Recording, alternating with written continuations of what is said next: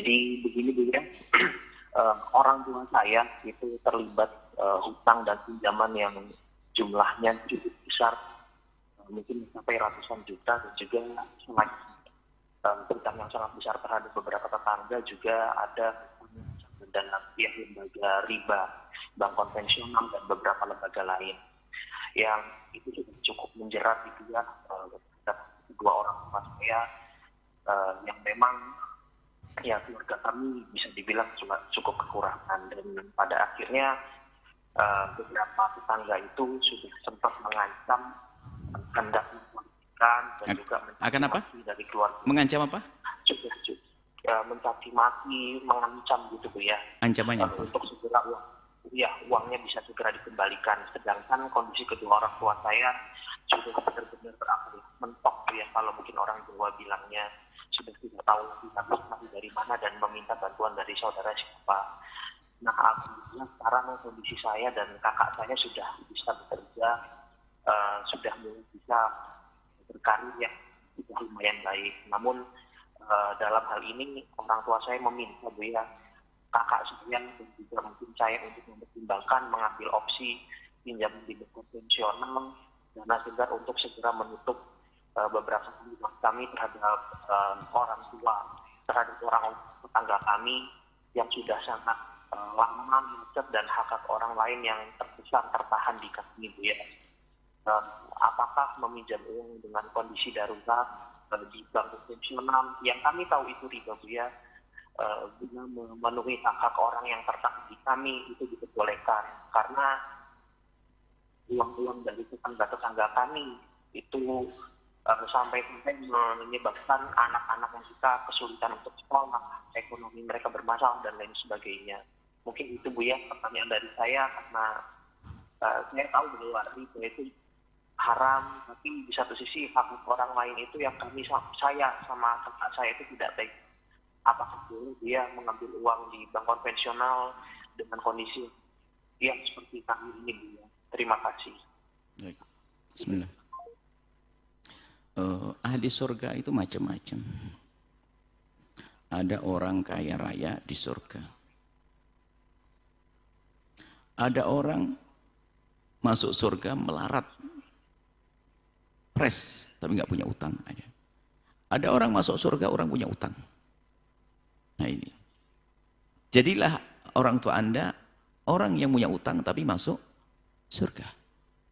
Nasib buruk sudah punya utang, masuk neraka. Ini hati-hati. Ini rentetannya begitu, tolong difahami. Nah, bagaimana Anda punya utang? Dalam Islam itu indah. Begini loh ya. Kalau memang jangan Anda, jika seseorang punya utang, apalagi dulu pernah punya masa lalu utang konvensional, itu adalah Anda untuk tobat. Maka yang berurusan dengan dunia riba lalu dinyungsepkan oleh Allah, itu sayang, biar dia sadar, kemudian setelah itu akan bangkit lagi kalau dia sadar insya Allah. Nah, punya utang, jadi gini, kalau Anda yang bertanya, orang tua Anda punya utang, maka wajib membayar jika memang ada uang. Itu indahnya dalam Islam. Kalau memang tidak punya uang, wajib bagi yang punya uang, yang meminjami, untuk memberikan tempo fanadhiratun ila maisarah. Gak boleh memaksa, harus kau bayar. Sebab kalau harus ngambil di mana suruh nyuri, gak boleh. Jadi kalau memang punya syariat, yang kita terlanjur meminjamkan kepada seseorang, kalau dia tidak mampu, kita wajib memberi tempo loh ya. Bukan dengan marah-marah. Kita wajib memberi tempo. Karena dasar kita untuk meminjamkan kepada dia, dasarnya untuk menolong dia, untuk mendapatkan pahala. Dan sudah dapat pahala, jangan dihancurkan dengan marah kita. Tapi tolong yang pinjam uang harus tahu diri dong. Yang nasib buruk, yang dosa itu apa? Punya uang nggak bayar utang, dicari susah. Ini yang banyak.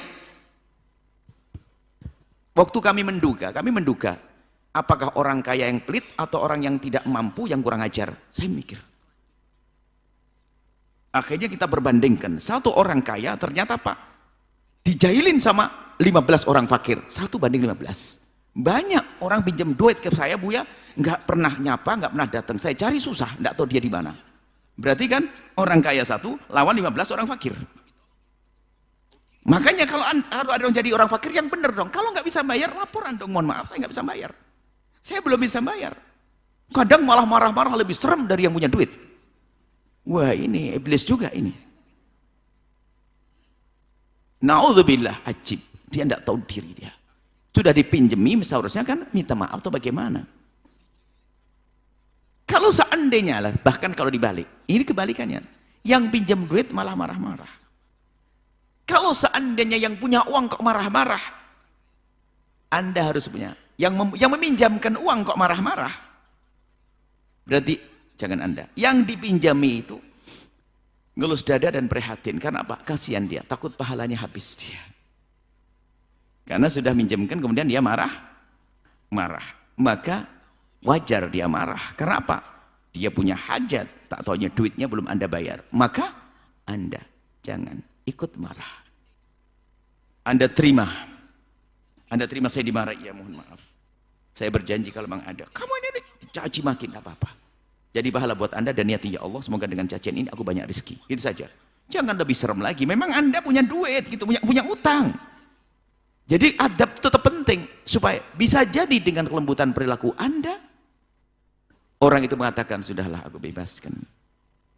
Atau malah dikasih modal, kamu usaha ya, kamu orang jujur, sebetulnya kamu hanya ditipu. Yang jelas pertolongan dari Allah. Makanya kalau ada orang punya utang, ingin lari dari bayar utang, langsung dimiskinkan oleh Allah. Hati-hati. Orang pinjam duit kok diam-diam ingin lari, langsung gak ditolong oleh Allah, nyungsep dia. Makanya dalam utang Anda harus minta hitam di atas putih kalau Anda yang pinjam duit. Karena di saat Anda minta hitam di atas putih, Anda berjanji untuk membayarnya, maka akan ditolong oleh Allah. Tapi kalau Anda pinjam duit sama orang, kemudian Anda ingin lari, lihat, langsung gak punya duit, nyungsep. Makanya hati-hati urusan utang itu berjanji saya. Makanya kami kalau utang kepada para hamba-hamba Allah, para yang pernah saya pinjami, saya harus hitam di atas putih. Kenapa? Biar ditolong oleh Allah. Kalau saya mati, ada urusan dengan anak saya. Hati-hati jangan lari dari bayar utang. Nah, kalau Anda mengatakan tidak mampu bayar utang dari ayah tua Anda, itu sudah selamat. Dia pun dicaci maki, diterima. Kemudian urusan sekolah anak Anda, orang tua Anda punya utang, berhak dapat zakat, Anda bisa komunikasi dengan tim mana, anak-anak bisa sekolah kok dengan diambilkan dari zakatnya orang-orang kaya. Itu boleh Anda mengambil dari zakat, boleh untuk kaya Anda. Sekali kasih link-link untuk itu semuanya ada. Ya nggak boleh Anda, ini mau dibisiki setan, masuk dunia haram, dunia riba. Lah ini bisikan setan, jangan dituruti. Sudah mau masuk sorga, di pintu sorga, panggil setan, sini, kasihan tuh, tolong dia. Ambil dunia riba, masuk lagi. Mengambil riba, itu ada boleh darurat. Nah, darurat itu yang dimain-mainkan sama orang, gitu aja sudah darurat. Darurat tuh mau mati kalau nggak pakai itu, darurat. Itu, jadi kadang-kadang gampang pakai darurat.